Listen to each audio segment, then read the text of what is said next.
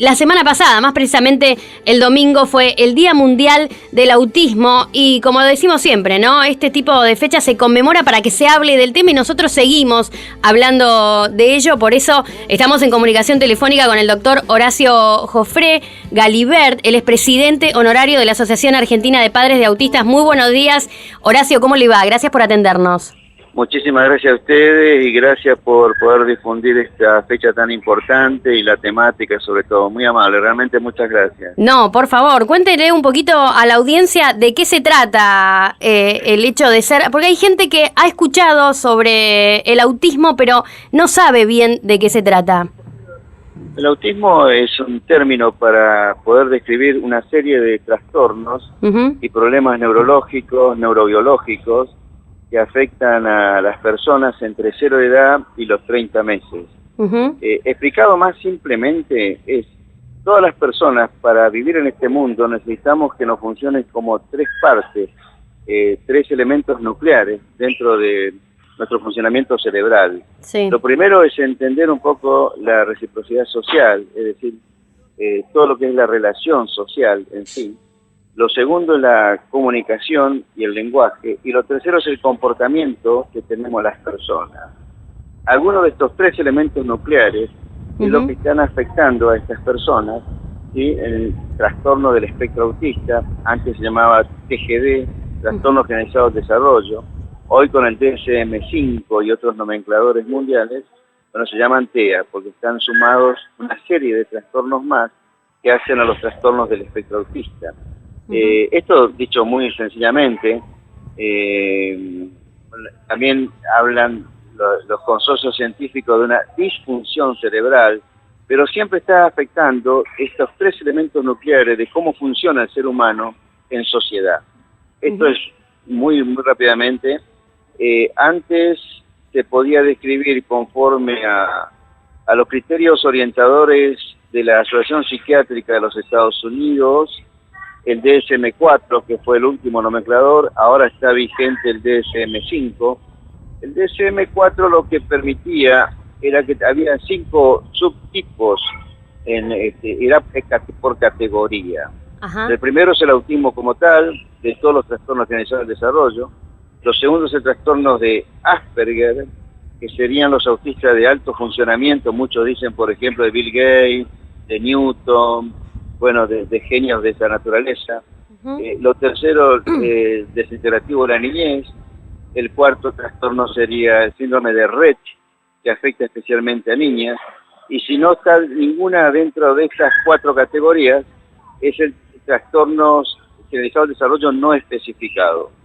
Hoy, con el DSM-5, la cuestión se basa en los 3 elementos nucleares, pero de una forma dimensional. ¿De qué manera en estos elementos nucleares afecta centralmente la patología autista?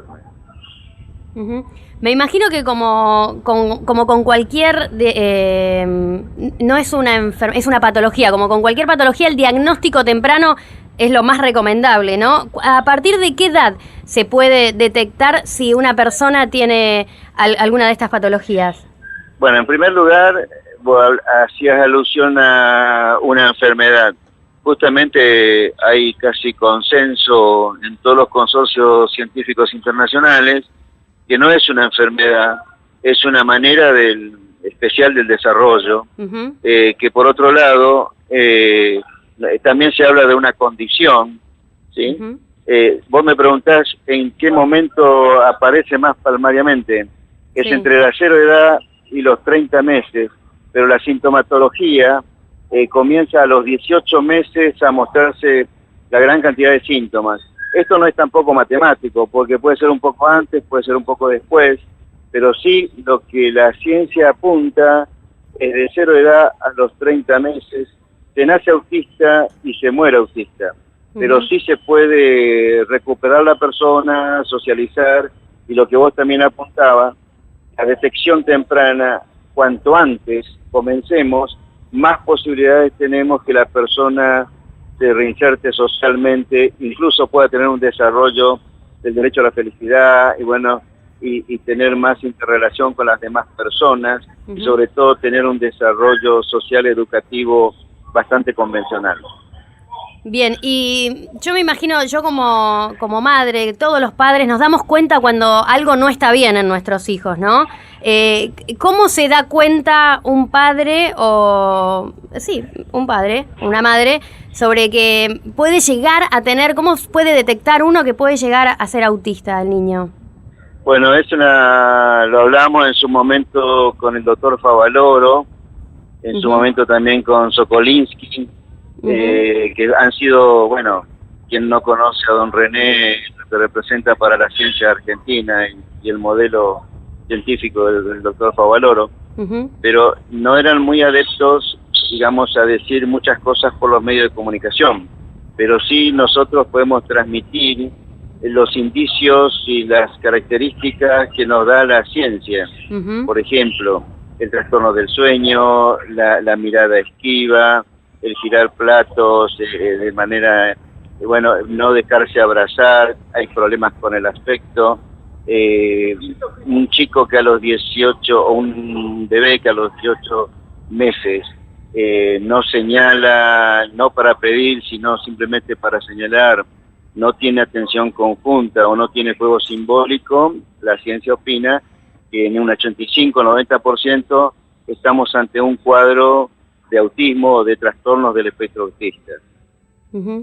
Bien, igualmente, ante cualquier duda, ir a alguien, a un pediatra que sepa a derivarte a ver quién te puede hacer este tipo de diagnóstico, ¿no? Bueno, no asustarse si alguno de estos síntomas tiene algún niño.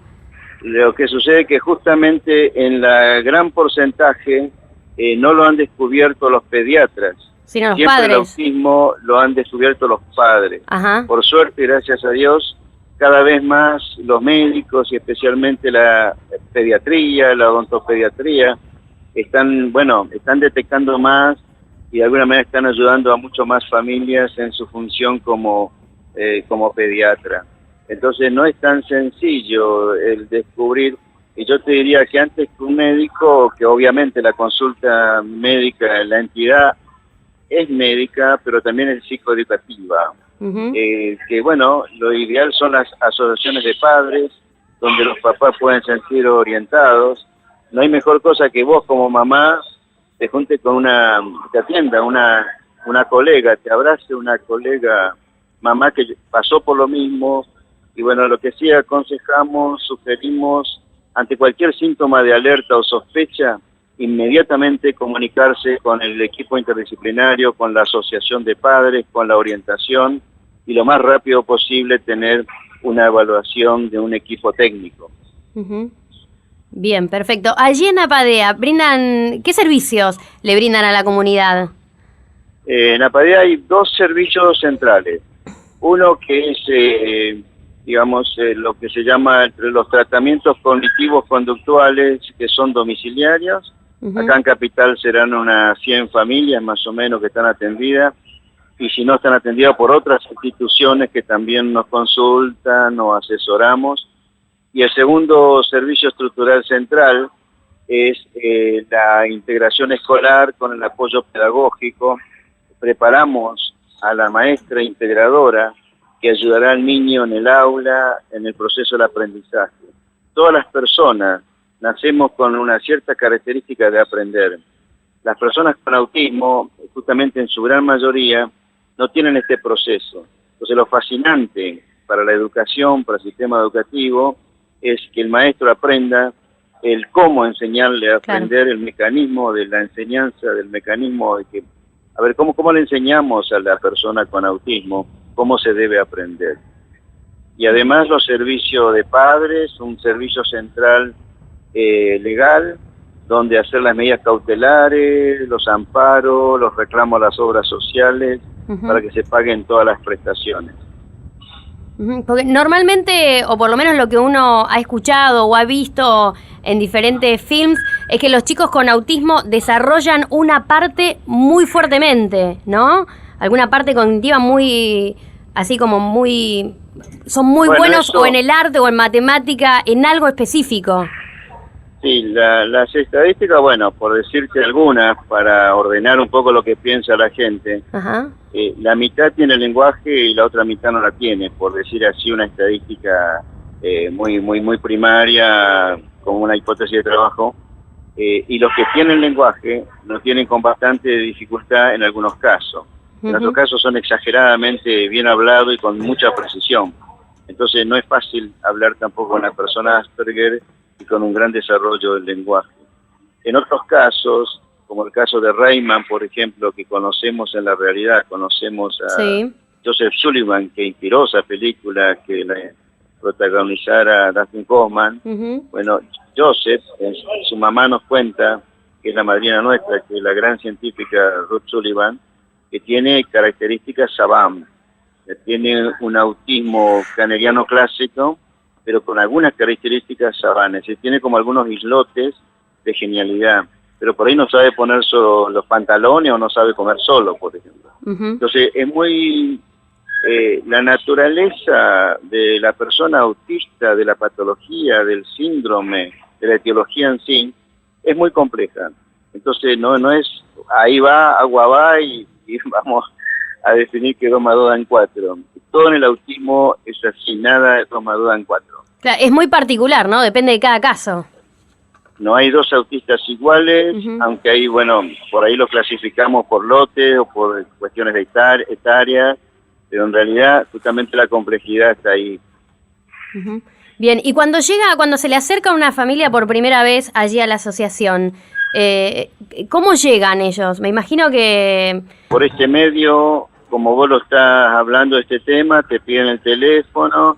Yo ahora estoy acá en el colegio público de la capital, medio mal ubicado, no tengo nada a mano, pero bueno, está nuestra página de internet, se acerca por el boca a boca, pero básicamente por los medios de comunicación como el que estás haciendo vos ahora. También vemos casos desde la alta genialidad, que chicos que hablan doble idioma y no saben por qué hablan inglés o alemán. Bueno, a veces no sé cuál es más problema, si es más problema atender esos casos que el caso del caneriano clásico, o sea, el caso del libro, el autista clásico, o el caso de mi hijo, que soy el otro extremo, que por suerte no son lo más, un 30%, bueno, que presentan o más cuadros de agresión, autoagresión. El caso mío es más grave aún, es muy severamente afectado hasta con los trastornos asociados de automutilación y, bueno, autoflagelación, con casco, vestido de astronauta, etcétera, que lleva un tiempo, bueno, con mucha metodología y básicamente técnicas de modificación de conducta y otros tratamientos para poder regularizar y ponerlo estable a estos chicos y que puedan dormir y puedan tener alguna actividad recreativa y no autoagredirse tanto. A lo que me refería también es cómo llegan anímicamente, y ya que contó su caso, cómo es el vivir y de paso le pregunto hace cuánto que fue diagnosticado su hijo, cómo es vivir con alguien con autismo el día a día. Ignacio tiene 34 años, nació el 3 de junio de 1982 en plena guerra Malvinas. En la Argentina no había prácticamente nada. Los médicos en una sola materia de psicopatología veían un puntito y mal visto. La psicología hablaba exclusivamente que es muy bueno el psicoanálisis para los padres, para todo, pero no tiene nada que ver con la etiología. Entonces nos veíamos frente a un hegemonismo médico, céntrico, asistencialista, muy comercial, muy caro, mucho negocio hay en el autismo también. Y la otra cuestión es que tenemos los mejores profesionales del mundo, no tenemos nada contra la psicología, pero en realidad había mucha culpabilidad, muy culpógeno por parte de una leve corriente del psicoanálisis, bueno, de Bruno Bettenke y demás, cómo veían a los padres, cómo veían a las madres. Entonces no fue fácil enfrentar todo esto, y un grupo pequeño de padres directamente vimos lo que había en el mundo, y por nuestro trabajo pudimos descubrir en Yusula Yucla que estaba el conductismo, la modificación de conducta. Eso no existía en la Argentina, y traer eso era mala palabra. Fuimos acusados de prusianos, no sé, de violentos, cómo tratábamos a los chicos, y esto, dos mamás y yo, cuando fundamos Apadea, compramos el primer franchising, Esto no lo traje, estas técnicas, esto favoreció a miles de familias y hoy, bueno, lo han acuñado como propio médicos, profesionales, y en realidad no lo trajeron ni los políticos, ni las universidades, ni menos aún los profesionales. Fueron dos mamás y yo que trajimos estas técnicas y ha sido, por otro lado, lo que había en Europa Central. Se basaba en el constructivismo, en el cognitivismo, las posibilidades cognitivas de las personas con autismo. El gran, genial doctor Ángel Rivier lo trajimos acá con nosotros, trabajó con nosotros, y ahí, bueno, nos hemos puesto a la altura del mundo y tenemos los tratamientos cognitivos conductuales, todo lo conductual, que Argentina no tiene nada que envidiar ni a Europa ni a Estados Unidos, todo lo que tenemos acá. Bueno, falla el sistema, falla el tema de las obras sociales, el tema de la atención, la concienciación, las políticas públicas, que vamos logrando cosas. Acá estábamos viendo, Apadea se fundó en el 94 y usted dijo que su hijo, ¿cómo se llama, perdón? ¿Cómo? ¿Cómo se llama su hijo? Ignacio, Nacho. Nacho nació en el 82. ¿Cómo fueron esos 12 primeros años que no existía Apadea? Tremendo, terrible, porque lo hacíamos todo en mi casa y bueno, siempre una buena predisposición, por ejemplo el doctor García Coto, que lo dio el diagnóstico, muchas otras buenas personas que trabajaron, pero claro, todos venían del psicoanálisis. Entonces cuando yo pregunté en Europa cómo trataban a los autistas, me dije, mira, pues que en la Argentina la medicina es hegemónica y comercial, se dedica a esto, y en realidad en tu país se estudian dos próceres y no la maravillosa ciencia más importante que la psicología, estudian a Freud y Lacan, y justamente no es el sistema para abordar, morigerar un poco tratamiento de esto. Entonces estábamos en toda esa etapa y fuimos los papás, este grupo de padres que fuimos descubriendo de esto y que desafiamos, que estaba expulsado del sistema educativo, no estaba aceptado en el sistema de salud. Entonces estos pocos papás nos sentamos y dijimos, vamos a cambiar las cosas, vamos a pensar en grande, vamos a posponer esto urgente de tratar a los chicos y vamos a ver qué revolución podemos hacer. Entonces, bueno, primero era buscar políticas públicas a través de una ley, fuimos a ver al doctor Alfonsín, vino la democracia, él se abrió muchísimo, le debemos al doctor Alfonsín la creación de la Comisión Nacional de Discapacidad, que es la CONADIS actualmente. Bueno, presentamos ley de autismo, de la Rúa era senador y encantado presentó este proyecto, seguimos trabajando y bueno, y así se fue avanzando hasta fundar Apadea. Apadea es la síntesis, es la conclusión, el resultado de mucho fracaso. Hasta ahí habíamos tenido puro fracaso.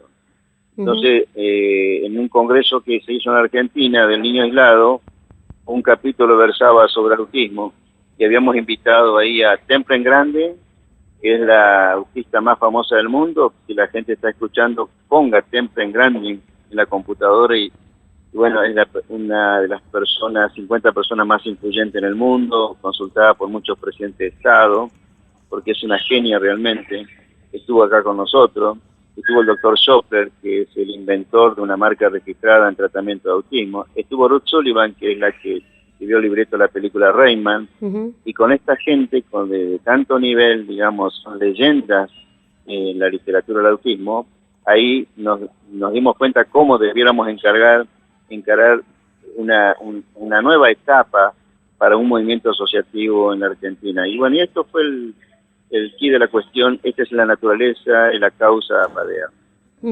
¿Y cómo es hoy un día de Nacho? Bueno, Nacho por suerte tiene ahora ya 34 años, esa autoagresión, esa automutilación, con todo esto que te cuento a partir del 94, le pusimos todo encima, y bueno, y fue amainando su agresión, su autoagresión. Con el tiempo Apadea propulsó proyectos de residencias, de vivienda, de respiro para padres. Se conformó en General Las Heras con mi familia, en provincia de Buenos Aires, el primer respiro prácticamente, que está al frente de la mamá de Ignacio, y básicamente el que sostuvo todo esto es el hermano de Ignacio, que es mi hijo Augusto Jobs de Galiver. Augusto se ha dedicado a su hermano y la verdad que ya está viviendo ahí hace 3 años y medio. Y bueno, yo voy simplemente de visita y ya me puedo morir tranquilo porque Nacho convive allí con unos 15 adultos, mujeres y hombres autistas, con todo un sistema de sostenimiento, de sustentación de lo que significa mantener estos lugares de residencia, respiro, recreación. Y APADE al mismo tiempo estamos trabajando en un fideicomiso, en las nuevas figuras asociativas. Tenemos el primer fideicomiso en discapacidad, en este momento con un proyecto en Pilar, para que sea la residencia de personas con autismo y un centro de día también para jóvenes y adultos y con una inserción laboral.